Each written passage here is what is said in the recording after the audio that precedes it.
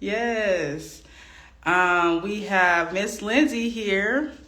I will go ahead and give it away. Hello. Hi, friends. My name is Lindsey. I own Sweets by Cash in Algonquin up in McHenry County. I'll tell you a little bit about my story. I am a contributing panel member to the Illinois Cottage food laws. So I sit with a group of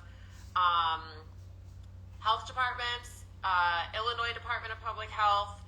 There are some advocacy groups, and there are a couple other small cottage food operators. And between all of us, we write the laws for the state of Illinois. It has opened my eyes this year to see how the health departments work in conjunction with cottage bakeries and where maybe some of the disconnects are on both ends. And so I think it's been really eye-opening for them too to get the perspective of cottage bakeries. And so I've been very honored this year to give them the rundown of the troubles that we face and how we can make cottage laws more accessible in the future. So I started my bakery during COVID. I've been in business now 5.5 years. I had a COVID baby, and when the world shut down, I had no daycare. I had a job, but I was considered an essential employee. I used to work for Mazda, and I ran their service department. But I couldn't do that with my son. And so they so graciously fired me, and I paid all my bills with my unemployment, and then I got really bored. And I was sitting at home with a baby, and I still had to figure out a way to be able to make an income. So I had a friend of mine that made a post on Facebook looking for chocolate-covered strawberries. I had never in my life, except for my baby shower, dipped chocolate treats. They were hideous. I don't know what inspired me to respond to that post, but I did, and I blew up overnight. I had orders coming in. It was right before Valentine's Day and Mother's Day. I had made almost $10,000 in 2 months, and that right there let me know this is what I was supposed to do. So I made my business a business. I made it an LLC. And at that point, I then realized there were these things called cottage laws that I had never heard of before. And as I started digging deeper, I realized, oh, wow, I'm supposed to be licensed, and I'm supposed to have labels, and I'm supposed to take this course. And so I kind of went down the rabbit hole, and I made myself official. And so now there is just a lot of people that were in my position. They are looking to pay their bills. They're trying to figure out how to survive. And they have this idea, I'm just going to bake some cupcakes. I'm going to start selling cake. And let's just see what happens. And they don't know that we have these things called cottage laws. So today we're going to talk about what Illinois cottage laws are, what you can and cannot sell, how you get registered, and all of the documents and where to find the information to become legal in the state of Illinois. So the first thing is, what are cottage laws? So cottage laws are a set of laws that allow you to sell non-hazardous items from your home residence or a kitchen on your farm. You cannot go to your neighbor's house and bake. You cannot go to your best friend's house and bake. They are for your home residence. And these laws, they are designed for anyone. You can be a homemaker, a stay-at-home mom. You can be disabled. You can be a veteran. You could be someone who doesn't want to work full-time. You just want to do something part-time. These laws do not prohibit you from having your own bakery. Literally anybody in the state has the opportunity to own a cottage food operation. So that being said, you do not need a commercial kitchen, and cottage food is not made for a commercial kitchen. It's made for you to do it right in your own kitchen at your home. The way to think about it is it's kind of like training wheels for starting a food business.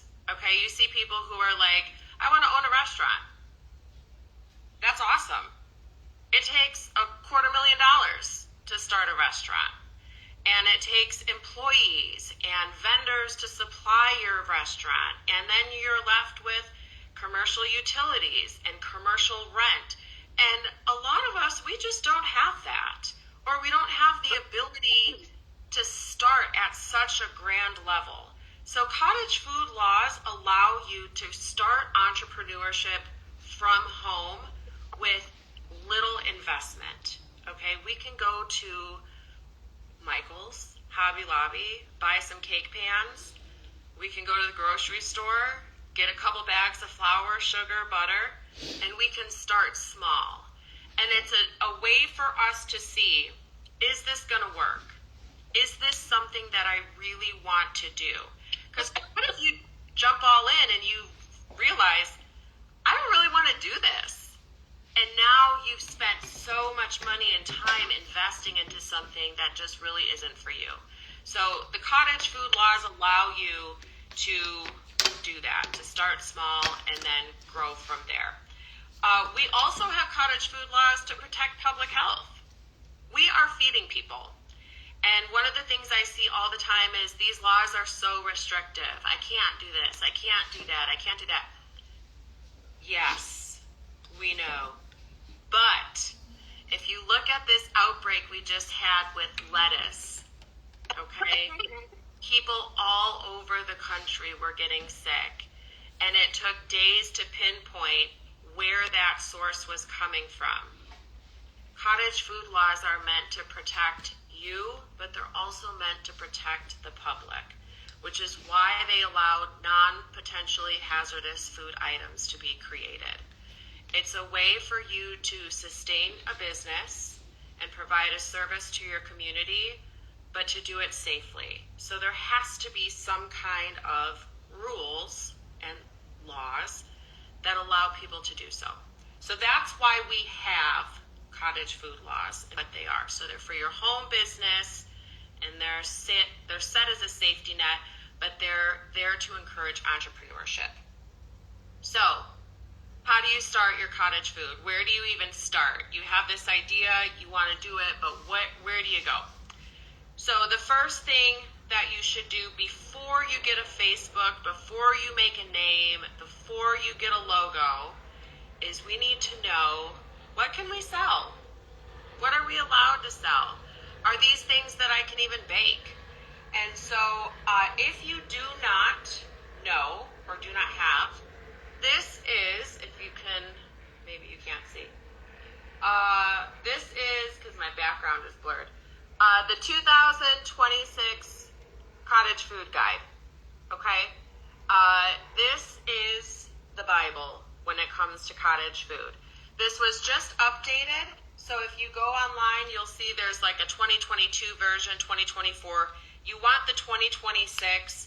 I don't know if Devonna can drop it in the chat, the link, but it's from the University of Illinois Extension. So if you just type into Google 2026 Illinois Cottage Food Guide, and you pull up the University of Illinois Extension, you will see, it brings you to a page, and on the right-hand side, if you scroll down a little bit, you'll see the guide in English and in Spanish.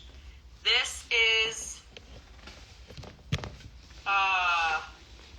30 pages, okay? It's a huge, big chunk of paper.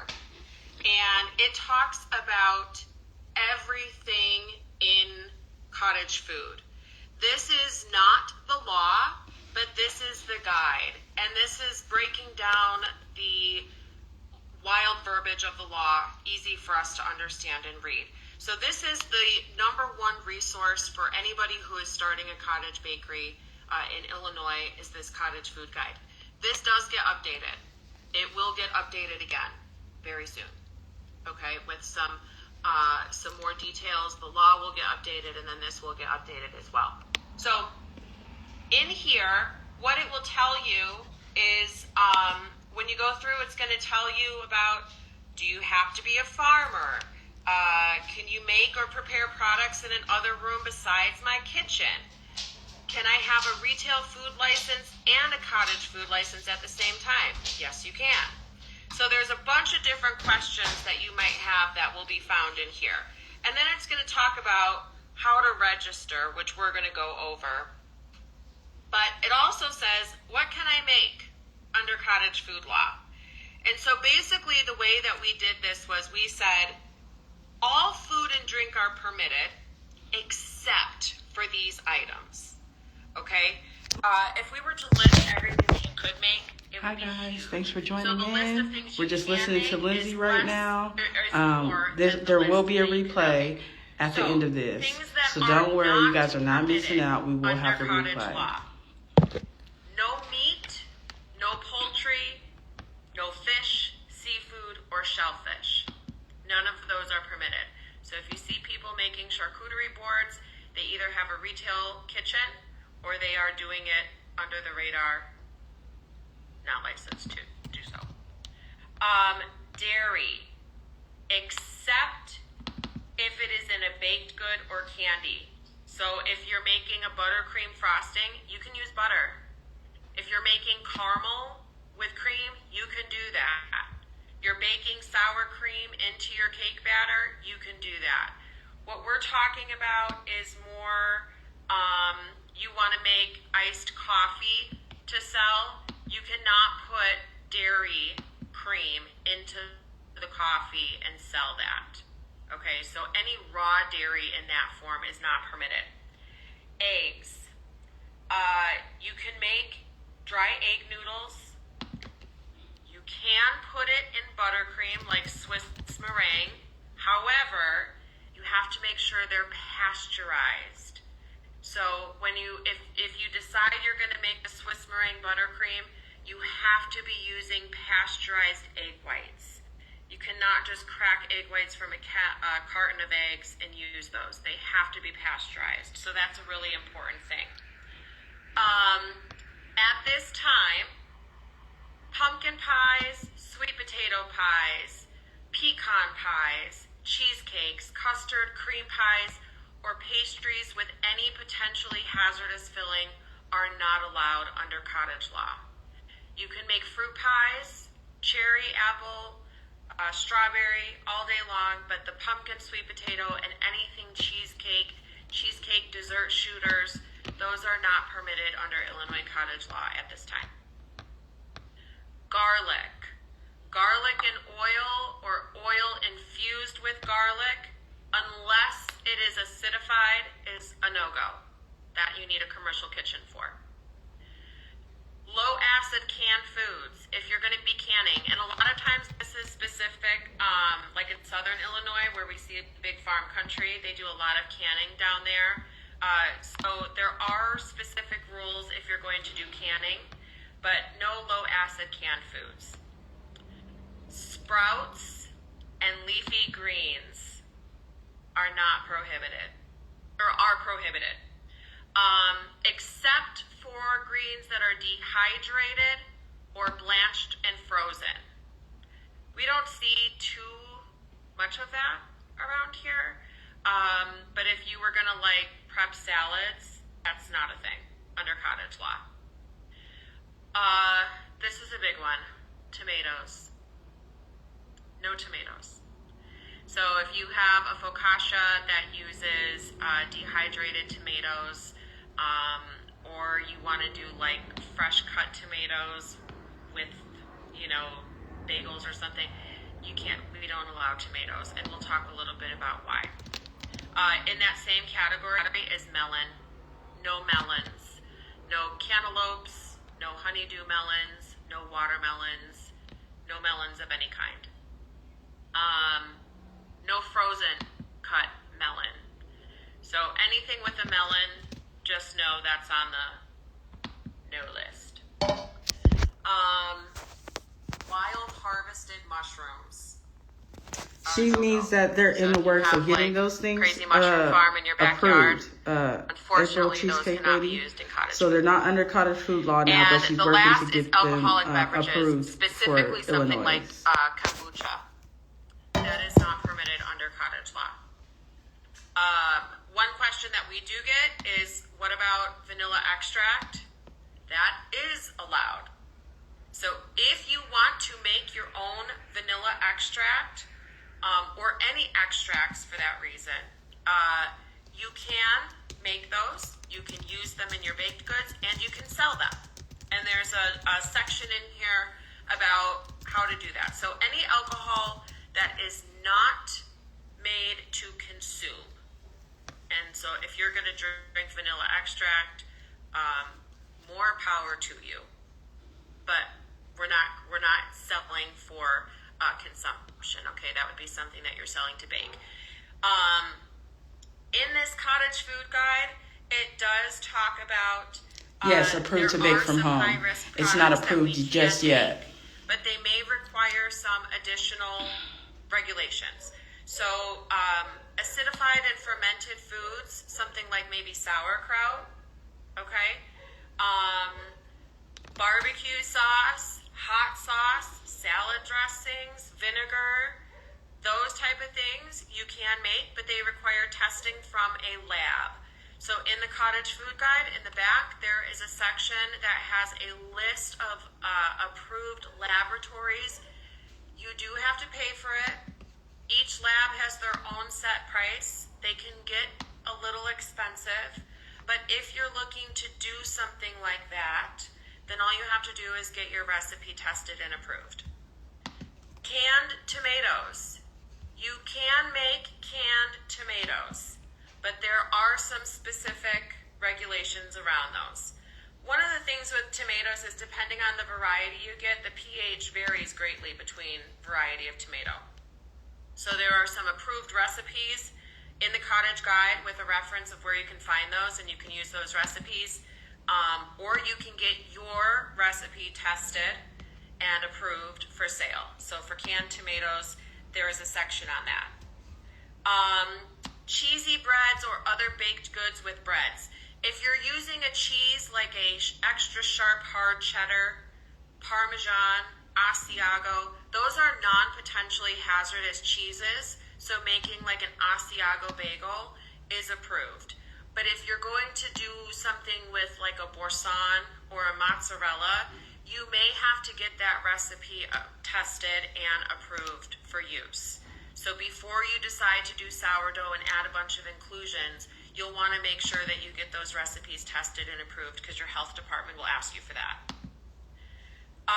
Fresh pressed juices, bottled drinks, those are allowed, but there are some regulations against those.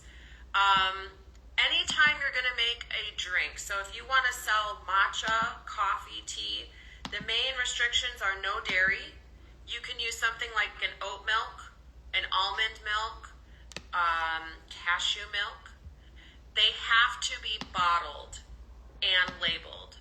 So if you are looking to do like a dirty soda truck, that would fall under a commercial license. If you're looking to dispense hot coffee or make iced coffee drinks on site for someone, that requires a commercial license. But if you are going to make a coffee drink with oat milk, you bottle it, sealed, label it, and keep it refrigerated under 41 degrees. That you are permitted to do under cottage law. Same with matcha. So you could add your ingredients, and you could tell your customers you can add your own dairy products after you purchase. And that's the way to kind of get around that dairy restriction, but those are allowed. And then time temperature control, so TCS foods. So fresh cut fruits and vegetables, or like a pasta salad, or like a vegan soup, you can make those under cottage law, but there are some restrictions with those as well. And the Cottage Food Guide specifically talks about how to make those and what you need to do in order to do that. So those are, so outside of what you can't sell, what can you sell? Cakes, cookies, muffins, brownies, breads, fudge, buttercream, caramel, candies, focaccia, cinnamon rolls, bagels,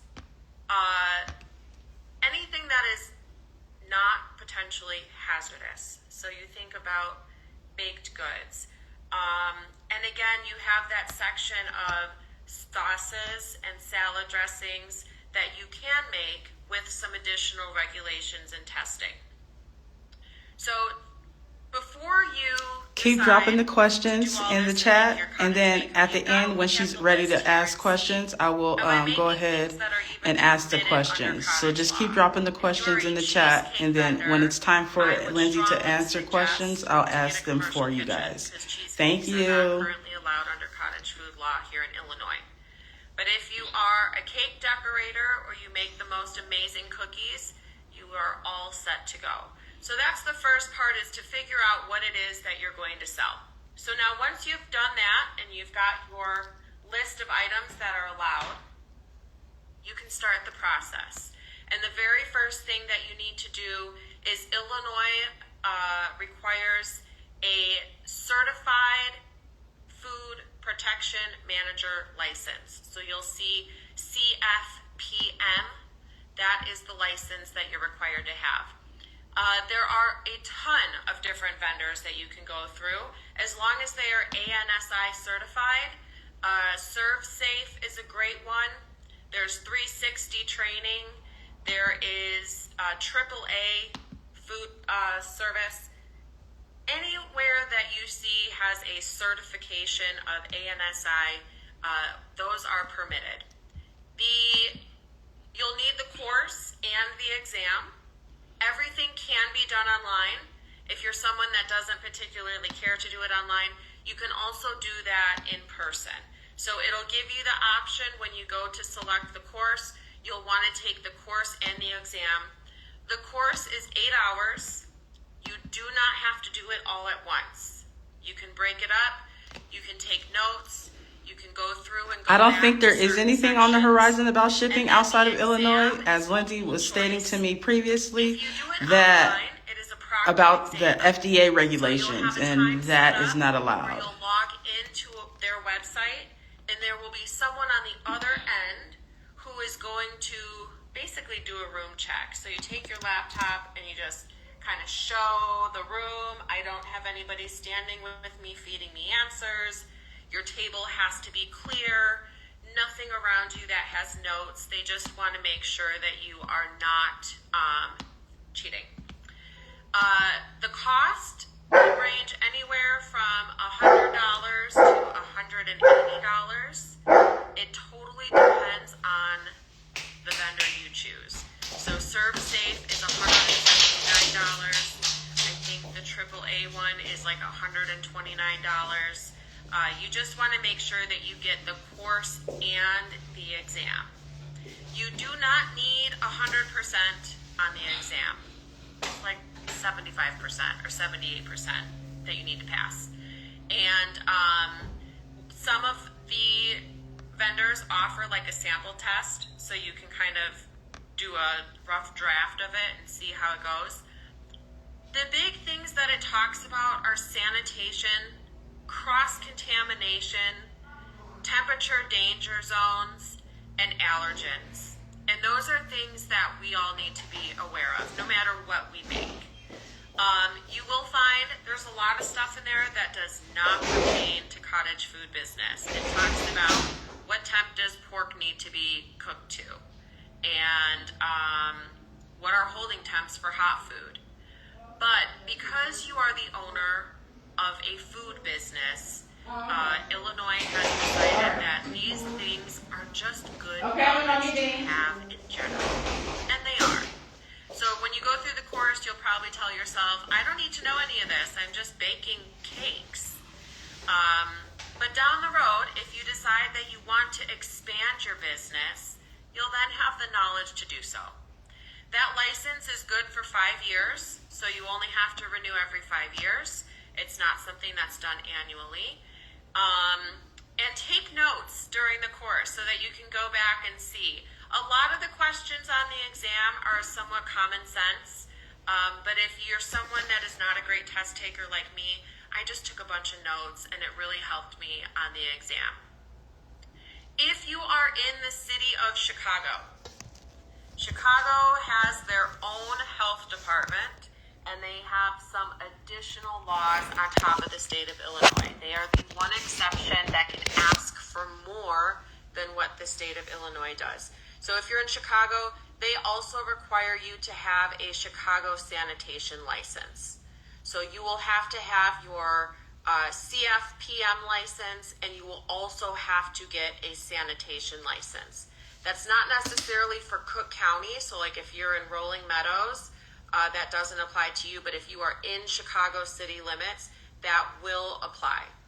And when you go to their website, you'll see where it gives a link of where you can get that license from. Once you have your certificate in hand, now you can go on to really start to register your business. The cottage food businesses are registered with your local health department. So whatever county you are in, McHenry County, Lake County, Cook County, and then all the counties down south, you will find your county's health department, and they should have a link on their website of how you register with them. Most of them are done online, but for some of the smaller counties, especially in southern Illinois, you'll find sometimes they don't have a health department, and they share health departments with a neighboring city, so it can get a little tricky. So you want to find out who is your county health department, and that's who you're going to register with. There's a registration fee. It is typically $50. That is an annual fee with your health department. So when you are set to renew your license every year, you'll have to pay that $50 to renew. Before you start submitting your application, you'll want to decide how you're going to set up your business. Are you going to be a sole proprietor? Are you going to be a DBA? Are you going to be an LLC? The big question I get is, what's the difference? So the biggest difference is if you're going to register as an LLC, you have assets to protect, meaning you own a home, you have a car, you've got stocks and bonds, you've got things that you want to keep separate from your business. If you register as a sole proprietor, you're registering with your social security number. You're going to file a Schedule C with your taxes, but you're one entity. So if something ever happened and you were to get sued, they could come after you and your assets personally. If you have an LLC, they can only sue your business. They can't get your house. They can't freeze your bank accounts. They can't take your car. So that is the big difference. Your LLC, you have something to protect. A DBA is similar to sole proprietor. You're just doing business as, not your name, but as a company. But you are still not an LLC. So with a DBA, you would go down to your county clerk's office. You would fill out their form. It does have to get ran in the newspaper for, I think it's 3 weeks. I have a bakery shack, and I wanted to secure the name for it, so I made it a DBA. I'm not necessarily doing any baking with it. It's just a shack, but I wanted to take the name, so I made it a DBA. So nobody else in the state of Illinois now can have that. That is my business. So a DBA just adds another layer of protection for you. Still, you're going to use your own tax return. Even as an LLC, I file one tax return. I file a Schedule C. It's just my assets are broken up between my personal and my business. Illinois does have sales tax. The state no longer does a grocery tax, but the municipality or city that you reside in, they may have adopted that. So it was left up to the cities whether or not they wanted to take that 1% sales tax. So all of the baked goods are taxed at 1%. Things like candy, chocolate covered treats and stuff like that is taxed as general merchandise. So when you start your business, you'll want to go on mytaxillinois.com. You'll want to register your business. If you are an LLC, you can do it online. If you are a sole proprietor or DBA, you have to fill out the form and mail it in. And then you will want to, there's a tax rate calculator. You can go on and see, is my city one that requires taxes to be collected? Taxes must be collected in the city that you are selling in. So if you primarily sell from your home, you will collect taxes from your home address. But if you go to a vendor market in another city, you will want to see, do they adopt the sales tax? And if they do, you'll want to charge sales tax. If they don't, you don't have to. It is wherever you are selling your items. And so 1% is the general rule, but again, there's that tax finder that you can go on and look at to see what you're supposed to do.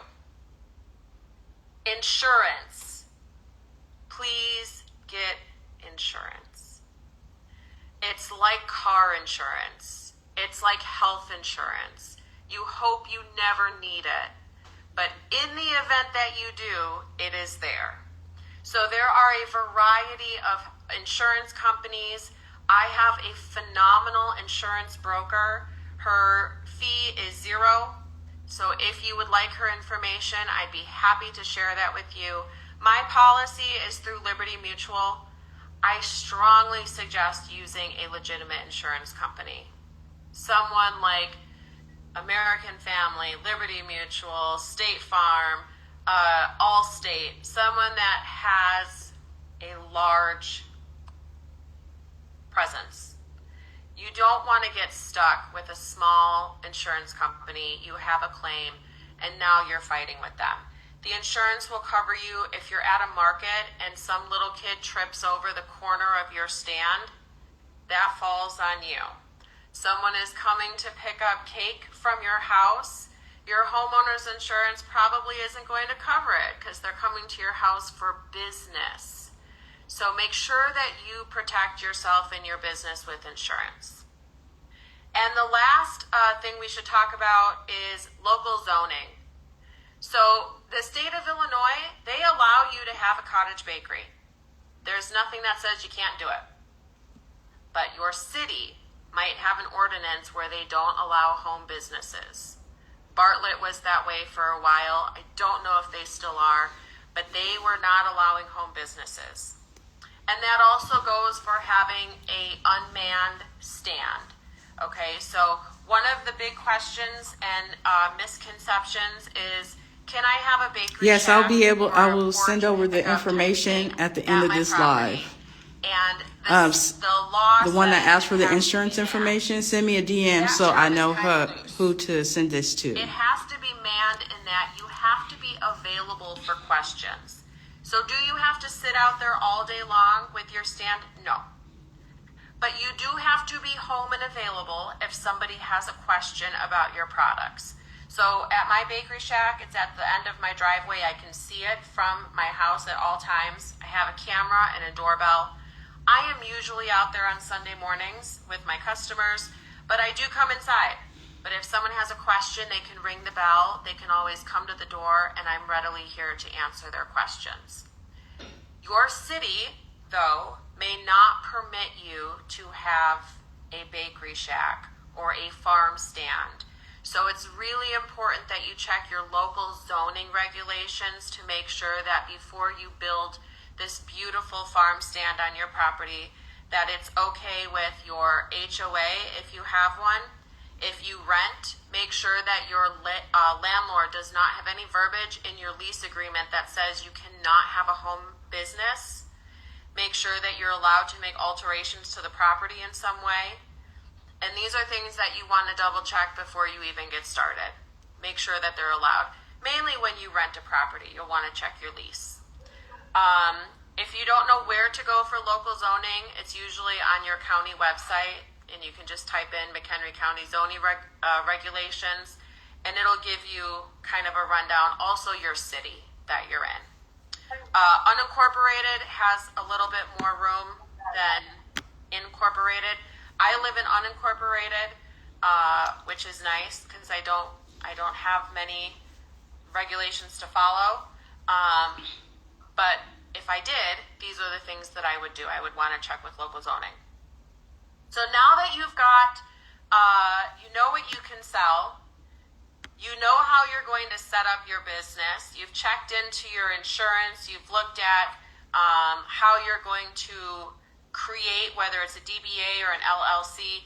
If you do an LLC, you'll get an EIN number. That'll be your identifying number, and that'll be what you put on all of your paperwork. You are going to want to get a business bank account.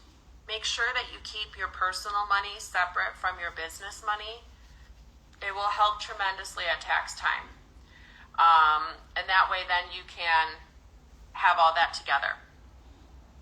Okay, so now when you go to fill out your application, you are going to get an application from your county, and it's going to have a variety of things that you need to fill out. The first top part is going to have your name, your address, what your business is, and then you're going to go through the application, and at the end of it, it's going to get to what you are creating. So with your application, you're going to have to submit a document that is your menu, a list of everything that you are going to sell, and your labels, and a self-guided checklist. So when you're putting your menu together, it's very basic. You can go into a Word document. You'll just type cinnamon rolls, cakes, cupcakes, cookies, and you'll want to list every single flavor that you think you're going to make, even if it's something that's seasonal. Every time that you update your menu or you want to add a product, you need to send that to your health department. So if you create a menu from the beginning with a big variety of what you're going to sell, my list on my registration is 3 pages. So I have my certificate on the front, and then I have 3 pages worth of approved items. And it covers every type of thing that I might ever make. So that's the big thing, is just sit down, take a list, and try to go through and figure out what is everything that I could possibly make. I had an example, but I don't know if you're going to be able to see it. This is a list. Yeah, you probably can't see it. Yeah, it's still a little blurry. But you can see there's 2 columns here. And so this is going to just have everything that I ever decide that I want to make out of my cottage bakery. Next is labels and how you're going to create your labels. So now that you know what you're going to sell and you have your list of things, as it stands right now, there are categories on the application. The categories are going to go away, but if you decide to put through your application now, they still are applicable. So on your labels, you are going to have the name of your bakery. You're going to have a spot that says the county that you're in, and then your registration number, which will be given to you upon approval from your county. You're going to have the name of the item you're making, so chocolate chip cookies. And then you're going to have your list of ingredients. The ingredients are listed by weight. So typically flour is the first one, then you go sugar, and all the way down until usually the last one is something like salt. And within those ingredients, you must break out the sub-ingredients. This is a big one. So when you look at the package for flour and you see the ingredients and it says enriched flour, riboflavin, all of those things, those have to go on your label. In the Cottage Food Guide, there is a very nice example. It is a picture and it shows you exactly what the label should look like. Don't forget ingredients like powdered sugar is made up of sugar and cornstarch. So any ingredient, a main ingredient, that has 2 or more sub-ingredients must be broken out on your label. If you make something like cake pops, yes, your labels are going to be incredibly long because you have to include sub-ingredients for the chocolate you use, the cake you make, and any inclusions. Even something like Oreos, that has to be included in your label. At the bottom of your label, you're going to have the date that it was baked. You're going to include the net weight of the final product. So if you are doing like a 3-pack of cookies, you'll package that and weigh the entire 3-pack of cookies, and that'll be your net weight. And then there's a disclaimer at the bottom that will say these items were made and produced in a home kitchen, not required to be inspected by the county health department. If you have any comments or concerns, you can contact the health department. And the correct verbiage is in the food guide as well. It tells you exactly what that has to say, and that goes at the bottom. We have a question about the specifics for the size of the font on the label. Okay, so in the Cottage food guide, it does say 10. The point must be at least 10. That is something we are going to put into law because right now it's not in the law, but we have some labels that are so tiny that you can't read anything, and that defeats the purpose of having the ingredients on there. The other thing you need to make sure you have is your allergens. So there are 9 now, including sesame. So if your product contains wheat, dairy, eggs, soy, you need to make sure that you have a list of allergens and you go through each ingredient. If you're using chocolate chips, a lot of them include soy. A lot of them include dairy. So just make sure that you have a list of allergens and you're looking at each specific ingredient to see what those are, and you have to list those on there too. So you'll see in the guide there is, like I said, a photo that will show you exactly what the label should look like, how it is set up, and that's a great example for you to follow. The big one is just making sure that you have everything, the sub-ingredients broken out. Some big misconceptions. Cream cheese frosting is allowed. It has to be stored at 41 degrees or under. So you can use cream cheese frosting. Lemon curd is not allowed. I see a question here. Okay, so cake pops, the label. So the best thing to do with those is if you get like a tag, they sell them at the craft store, but the tag looks to be about 2 by 3 inches, and wrap that around the stick. That's the best way to do it. If you have like a stand, a cake stand, you can have a small label printed on each cake pop. Yes, it will be a available. Large label for all of them. Gina Marie, posted. yes, So it when will I be do available cake pops, afterwards. I do put a smaller label that I have on each of the cake pops, but then I have an 8 by 11 sheet of paper that has the label blown up, and it's right there for them. At the point of sale, you also need to make sure that you have that little excerpt that says these items are not made in a commercial kitchen, not required by inspection. So anywhere you're going to sell, if you have a table at a farm stand or your home or a bake shack, you have to have that posted, that verbiage. So any point of sale, if you do sales online, same thing. So on the bottom of my invoices, I have the excerpt that says, these are produced in a home kitchen, not required to be inspected by the state of Illinois. I saw a question, food colorings. You do have to have those listed. You can do something very basic. You can add just all of the colors, red number 40, yellow 4, blue 4. That way you're not constantly changing your label every time. You can just put, variety of colors. Do keep in mind red number 3 will be banned at the end of this year. So if you have any products that contain red number 3, those will have to go. I saw a question about custard. Custard is not allowed. Anything that is egg-based, so Bavarian cream, lemon curd, those things are not permitted under cottage law. You can do chocolate-covered strawberries. You can do chocolate-covered treats. You can do fruit fillings. You can do fresh fruit. Beverage mixes you can do. You can do inclusions in bread as long as they're not the soft cheeses that we talked about. With ganache, it depends on your recipe and your ratio. You can do chocolate ganache, but it may be that the health department asks for your recipe or they ask for your recipe to be tested. We have some health departments that are a little iffy on those.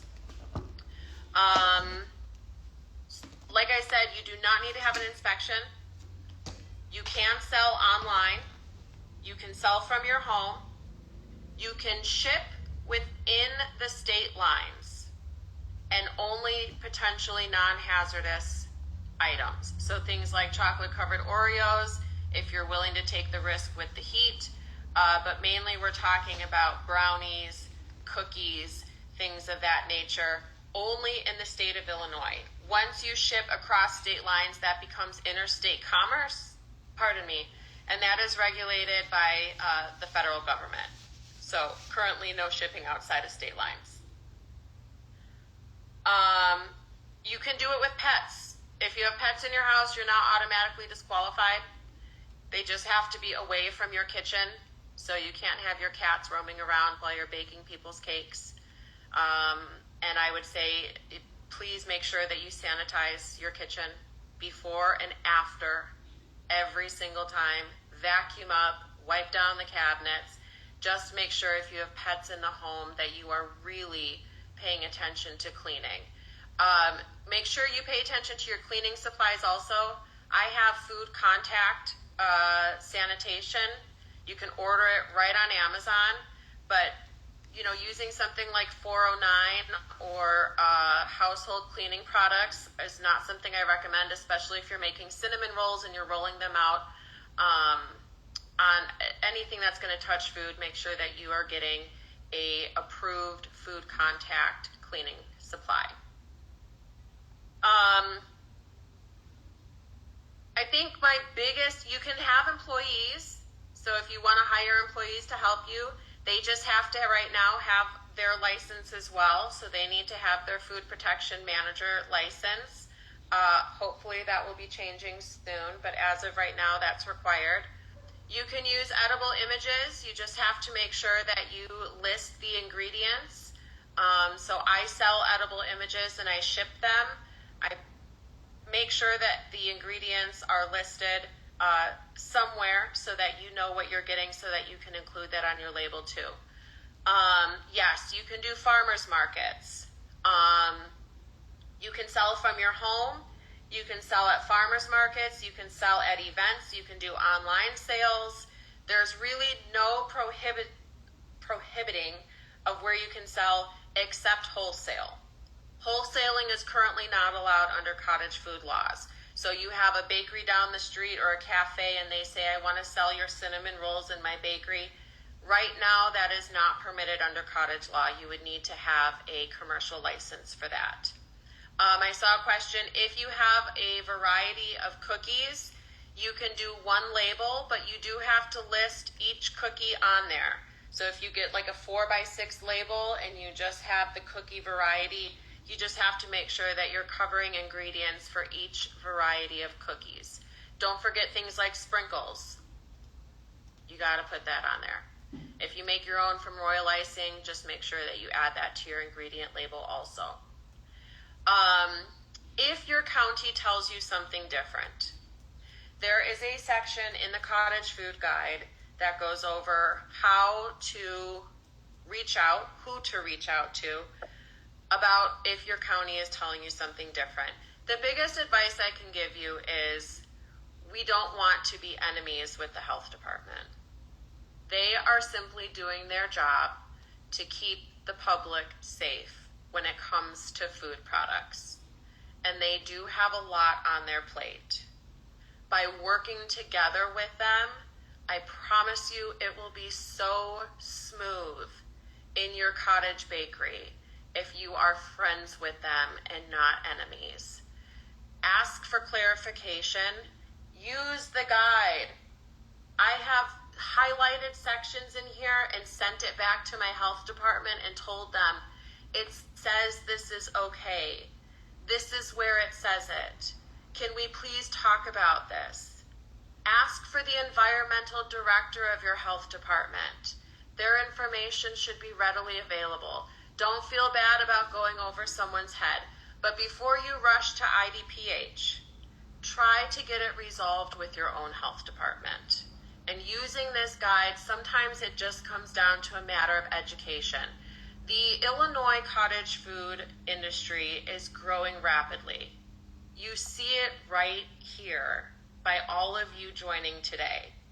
It is huge and it is rapidly growing. The health departments sometimes struggle to keep up with that. So educating them on new changes is also a struggle. A lot of times we do know a little bit more because we do this every day. But using this guide will be your friend and it will help you in those sticky situations. I saw a question about cream cheese. You can use cream cheese as a frosting and you can use it as a filling, but you cannot use a cheesecake-like filling. So if you're doing like a no-bake cheesecake, that currently is not allowed as a filling, currently.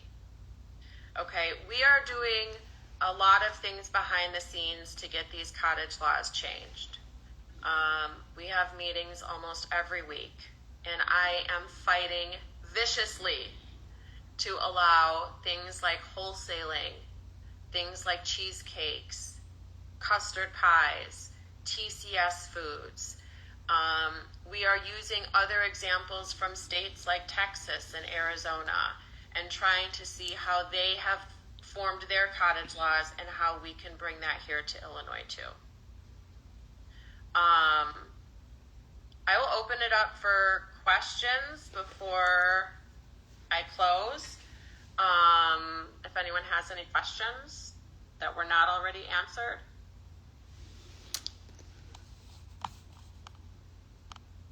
I think. Do you have to go to a facility? So McHenry County, they're gonna kick me for saying this. They don't like to take online payments, but I found a way to do it because I didn't like going in every year to pay the fee. So most of the counties you can do it online. Some of the smaller ones, they may not have access to that, so you may have to go in to the facility in order to have your application processed, but most of them you can do right online. You can do pop-up sales with a retail shop like a clothing store, yes. You can also go to someone's cafe or their bakery or shoe store, craft store. The rule is that you have to stay there. Someone from your company has to be on site, so you can't just drop your products at a table and walk off and let them go. That's kind of like wholesale. So you're going to have somebody there on site. Putting your address on the label. No. The only time you have to do that is if you are in the city of Chicago. The city of Chicago wants your address on the label, but anywhere else you are not required to put your home address on the label. Pasteurized egg whites and buttercream. Yes, that is okay. You just have to make sure that the egg whites are pasteurized. This is a big thing. So just make sure that you are using pasteurized egg whites. And if you don't know how to do that, you can get the carton of pasteurized egg whites. You can also pasteurize them at home, but it's better to just buy the carton. That way there's no gray area as to whether or not they're safe. Farmers markets are okay. You can do any event that you want to. I do have a commercial license, so you can hold a dual license. You can have a cottage bakery license and a retail operation at the same time. If you need help getting that situated, please send me a message. If you need some guidance on where the commercial kitchens are, you can also send me a message, and I'd be happy to help you with that. There's a few around here that are really good. And so the way you do that is you just have to have good record keeping, what you make in your commercial kitchen versus what you make in your cottage kitchen. Yes, Cook County is its own beast. The way that I would say to do this, Chicago is worse, but for Cook County, they should have the same regulations that every other county has. And again, if you're running into issues with them, you can always reach out to me and I can help you smooth things over, or at least give you some pointers on how to talk to them and what they're asking for specifically. We can give you some page numbers and paragraphs to reference within the food guide so that you can bring those back to them. And then IDPH is always a good reference. If you're getting nowhere with your health department, do not feel afraid to reach out to IDPH and just let them know these are the barricades that I'm facing. You know, can you help me with that? Using your own chicken eggs is currently not a thing. You have to, in the state of Illinois, you have to have an egg license. It's literally a license to use your own chicken eggs. So if you're looking to do that, then you'd have to go through the process to get your license for those eggs. Cottage laws do not apply to shared kitchen. That would be a commercial retail license. So same thing if you're looking to, whether you're using a shared kitchen or you're going to rent your own commercial kitchen, those are under commercial retail license, which then allows you to do anything. In your commercial kitchen, you can do charcuterie boards, cheesecakes, custard pies, custard fillings. It really opens it up. So the things that you can't do in your cottage bakery, you could do in your commercial kitchen. You're in Cook and Winnebago County. Okay, so wherever your home address resides, that's the county that you register in. So whatever your city limits are, I'm right on the edge of McHenry, Kane, and Cook County, but because I'm unincorporated, I am considered in McHenry County limits, so that's my health department. So make sure that you check your county limits to see where you are, and your county that you reside in is who you register with. The difference, the DBA and LLC. So DBA is more of a sole proprietor. The LLC is what protects your assets. So if you own a home, you own a car, you have stocks and bonds, you have assets that you want to protect outside of a lawsuit, should that ever occur, that is what that LLC protects. If you don't have any of that, then you can just do a DBA. The DBA under an LLC, my DBA is under me personally. The state of Illinois is very funny about an LLC registering a DBA. So in McHenry County, they would not let me put my DBA under my LLC. I had to do it under my personal. So I have my business is an LLC, but my DBA is under myself personally. Okay, it looks like I have a question over here on Instagram. It was from EP Emporium. Is it true that if you bake, for example, a loaf of bread and that it will be sold within 24 hours of baking, that you don't have to put a made on date on label? Not true. Every single label has to have a baked on date. If you freeze your items, so like you have a bake day and then you freeze them and then you create that, like a cake, for example. I bake on Tuesdays and Wednesdays, and then I decorate on Friday and I deliver on Saturday. I put the baked date, the date that I baked it.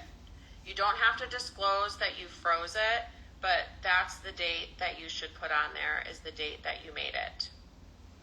Why would I need a DBA if I have an LLC? So I went over this. So the DBA that I have is for my Bake Shack. I wanted to take the name. I have a Bake Shack on my property. It's called River Rat Bake Shack. I live on the river. I don't have rats. I get that question all the time. Why would you name that? They call us river rats because I live on the river. So that's the name of my Bake Shack. I wanted to have that as my name in case I ever wanted to grow that into something else. So I made it a DBA so that I could have signage, I could have labels, I could have merchandise, all of that. So like I have tea towels that say River Rat Bake Shack. And I have a sign and I have a Facebook page for it. So I took the name, but rather than creating an LLC, I just made a DBA. It is good to trademark your name. My bakery, Sweets by Cash, is trademarked in the state of Illinois. A national trademark you can do. It is several $100s upwards. But then that is what protects your company. So then nobody in New York City can take your business name. So a lot of times, that's the other thing is before you grab a name, you need to go to the Illinois Business Registry and the National Business Registry and make sure that nobody else has that. If you're thinking of like Sarah's Cookie Shack, I can guarantee you there are probably other people that have the exact same name. So before you go and put all of your merchandise and your business cards and you get a Facebook page, make sure that you check those business registries to see that nobody else has your name. And it's called a business entity. So if you just type in Google Illinois Business Entity Registration, you can then look and see at all the businesses that are in good standing, and then your name is either safe or somebody else has it. Same thing with the national, it's a National Business Entity Registry. You do not need a trademark lawyer. Nope. These are things you can do on your own. You can fill out the paperwork. Trademark lawyer is more for someone like Nike. Big, huge corporation. When you get to a point where you've trademarked your name, an instance where you would need that is if somebody is trying to use your name after you've already trademarked it and you want to take them to court for that, which is expensive. But if you have something that you want to protect and you're trying to build out your business, then you do want to protect that. And so in that case, then a trademark lawyer might be beneficial. Yes, a recap will be emailed to you. We also have another one. What if your city doesn't offer a business license? So most cities don't require a business license, but the state of Illinois does, and that's through the My Tax Illinois. So basically, you're just registering to let the state know that you are a business here, and that's also how you pay sales tax. So most cities, the city of Chicago might be the only exception, but most of them do not require you to have a business license. I know in California that's a little different, and in other states it might be different too. But here in Illinois, you just need to register with the state under mytax.illinois.gov.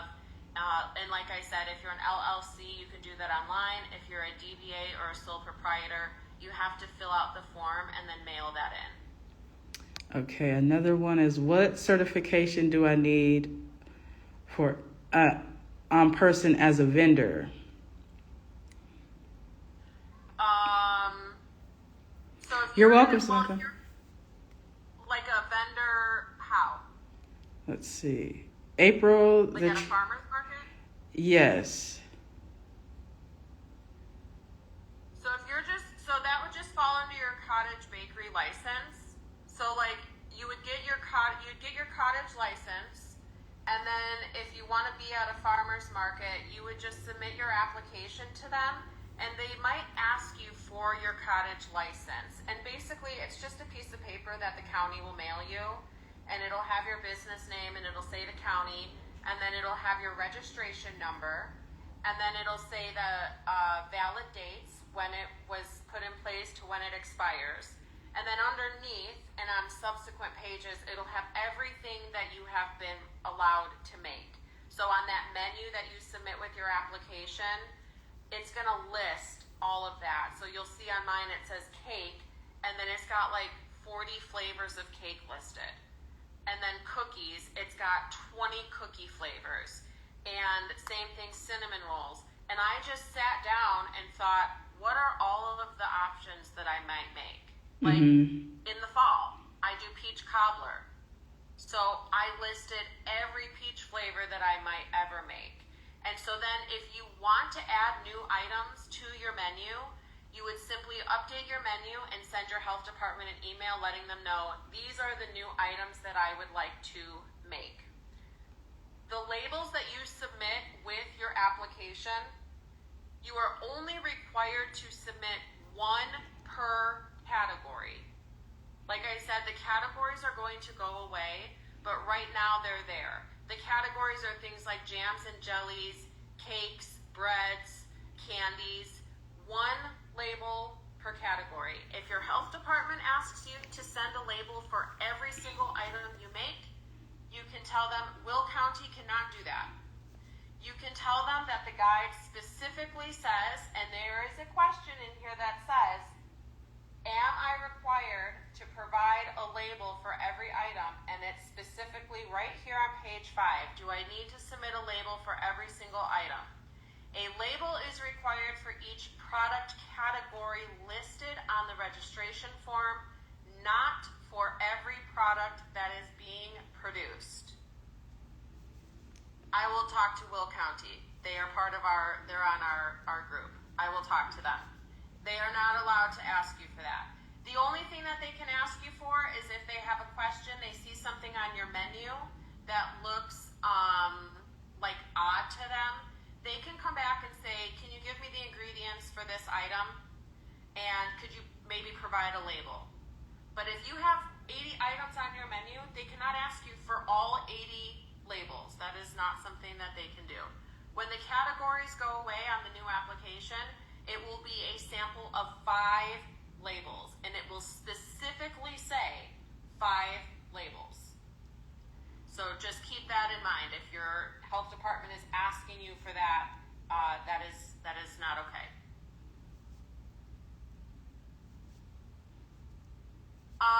Okay, there's not an income level. There's no cap on what you can make in the state of Illinois.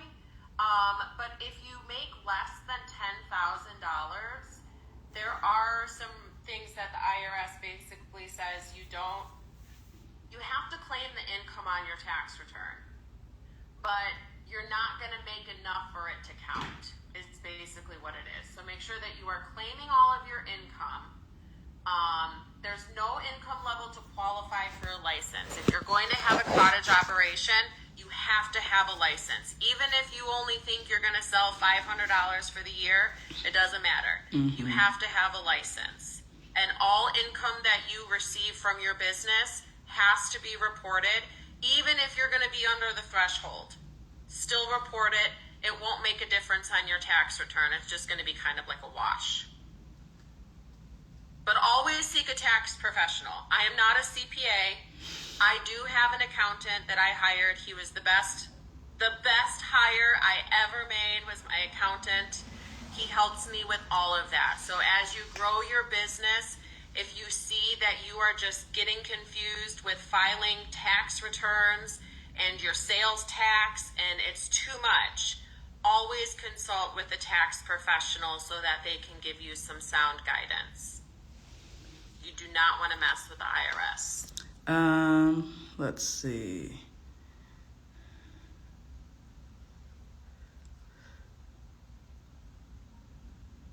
I think that's... If I'm in Will County and do market and cook, would I need both licenses, correct? No. Okay.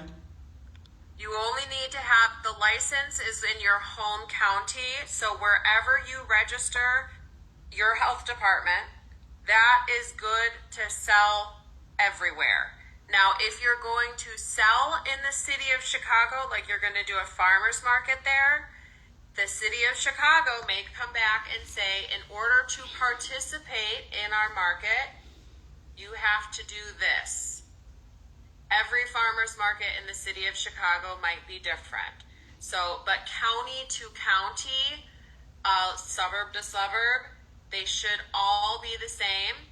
We are working on a centralized, we're trying to figure out if we can make a centralized place where everybody knows all of the bakeries that are registered or all of the cottage food operations, which would make it easier for us when we go to a farmer's market in a different county. We don't have to provide the paperwork. I always say, if you're going to go to a farmer's market or an event in a different county, bring your license with you. Get a folder, bring it with you, all of your paperwork, so that if anybody wants to know, are you a licensed cottage food vendor? You can pull out your license and show them that you are. The city of Chicago, like I said, is the only one that might have some additional requirements. So before you pay the money to be a vendor at a city of Chicago event, ask what they require. Do they want you to have a sanitation license, even though you're not residing in their county? If you're selling in the city of Chicago, they may require that. So always make sure that you reach out to them. They're the only health department that is a little funny.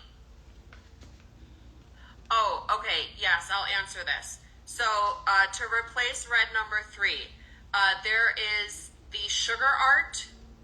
You can find them online, the Sugar Art.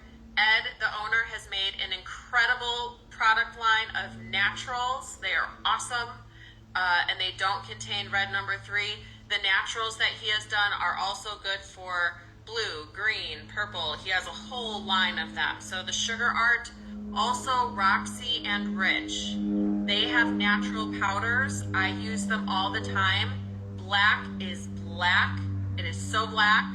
It is awesome. And also Enco, E-N-C-O. They have some natural. The red is super red. I use it right now. I'm getting rid of all my red number 3. I've transferred over to Enco. The black is super black and the red natural is very vibrant. So those are my 3 go-to, Roxy and Rich, the Sugar Art, and Enco. You'll start to see more companies as the year progresses and we get closer to January.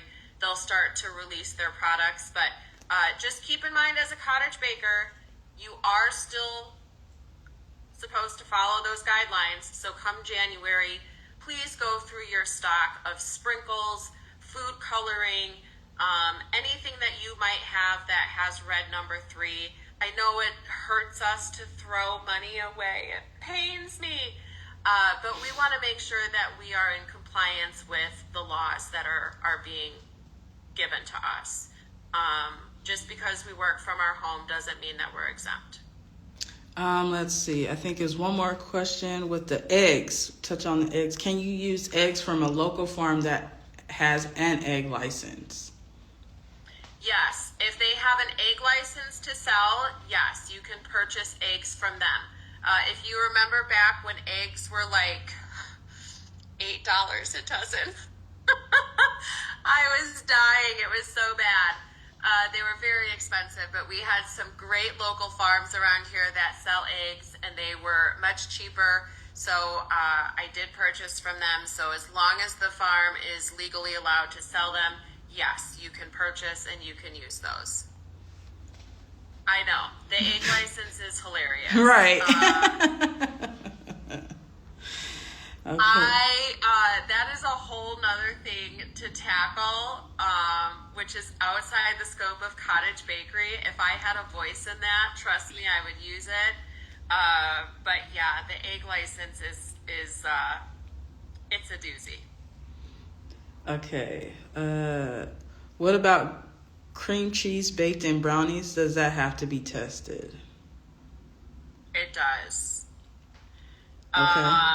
So you can use, so the thing about cream cheese frosting is because you're adding powdered sugar, the sugar is acting as the stabilizer. You have so much sugar in there that it's basically making it, I don't want to say shelf stable, but it is stabilizing it. And then if you add, a teaspoon or two of lemon juice, you're further stabilizing your cream cheese frosting. But typically when you do it in a brownie, depending on the recipe, there may not be enough powdered sugar in that cream cheese in order to consider it stable. And even though it's being baked, I know it's being baked, but it just depends on the recipe that you're using. So the state wants to see that it is a stable recipe. So I would just be cautious about that. If you obviously have a recipe that is like half a brick of cream cheese to 2 cups of powdered sugar, I mean, you're using way more powdered sugar than you are cream cheese. But this is where it comes in as a baker. We really need to know food science and how that works so that we can be sure that our products are safe for people to eat. Some people make their own recipes, and that's where these laws come into play, is that the people who are creating their own recipes, their pH or water content might be slightly off, and it might be something that can harbor bacteria, and that's what we want to avoid. All right, it looks like I got through all the questions on my side. Is there a list? Okay. There's not a list, but like Color Mill, for example, they're in Australia, so they use different colors than we do. So we have red number 3, but like you said, they use E numbers. Color Mill right now, I have not heard anything about what they're doing to replace that because they're in Australia. What I can tell you is that Color Mill in the past has reformulated most of their colors to adjust to different countries' requirements. So like for Europe, they reformulated a bunch of their colors so that they could sell them to Europe. So I'm going to assume that they will do the same here for the United States. But if you use something like Color Mill or a different product where it has an E number, please do your due diligence. Just do a quick search online and it'll give you the reference of what E number corresponds to our red 3, yellow 5, blue, all of those. And so that you know, okay, E129 is red 3, it's still in this bottle, I can't use it. So this will fall on us to make sure that we're using the correct products. Yeah, the chocolate coloring. So Color Mill, Color Chameleon is Chocolate Chameleon is another one. I don't know if they use E numbers or not, but you'll just want to make sure you look at the bottle to see what it says, so that you're in compliance. The pre-bottled dirty sodas are not allowed, correct? Pre-bottles are not allowed if they include dairy. Oh, okay. So the only way that you could get around that is and soda goes flat. So like if you pre-bottle, if you take a can of Coke and you put it into a bottle, the second it touches air, you're losing carbonation because you've cracked the seal. So by the time you put it in your own bottle and then create a kit, you'd have to put like mini creamers on the side. They can't be open. Even if they're non-dairy, you're fine. But if you're looking to use heavy cream or half and half or something with dairy in it, you cannot put that into the dirty soda. Same thing with coffee or matcha. You can do the coffee, you can do the matcha, but no dairy can go in it. And they have to be sealed bottles, pre-packaged with a label as regulated in the Cottage Food Guide. So somebody said, to be clear, do I need a cottage food license if I currently have the manager's certificate and food safety certificate? Yes. So your certified food protection manager, that's just like you work in a restaurant and you have that, that's great. You need that in order to get a cottage food license. But if you plan to have a cottage food operation and you're going to be selling anything from your home you must have a cottage food license. They go hand in hand. You can't get a cottage food license without your manager's certificate. You cannot sell anything from your home without a cottage food license. Thank you. Mm-hmm. That is all we have over here so far. So we can wrap this up if you would like. Yay! So if you want the full breakdown of the Illinois Cottage Food Law, you can purchase the spotlight sheet on thebakersroom.com. I contributed to this snapshot personally, so I can tell you that the information in it is accurate. I've reviewed it. It's all 100%. And it's sourced directly from official Illinois sources. I do have a code. The code is Illinois. You can use that at checkout and you'll get $2 off. And basically we just looked up all the laws so that you don't have to. So my code again is Illinois, and you can purchase that at thebakersroom.com. If you have any questions after this, once it's been released and you go back and you review, if you have any questions, please feel free to jump in my inbox and ask me. I'm accessible. I try to respond as quickly as possible. But the code is Illinois. ILLINOIS. It is a discount code for you guys attending this class and for Lindsey. Okay, and that's for the Illinois snapshot. So it's a one page or 2 page, and it just kind of gives you a breakdown of what the cottage laws are. On that document, you'll also get the links. So it has a link to the Illinois Cottage Food Guide. It has a link to the City of Chicago. It will tell you where you need to go to register. And it also has a link for our Illinois Entrepreneur Food Group on Facebook. There's about 6,000 of us in that group, and it is incredibly informative.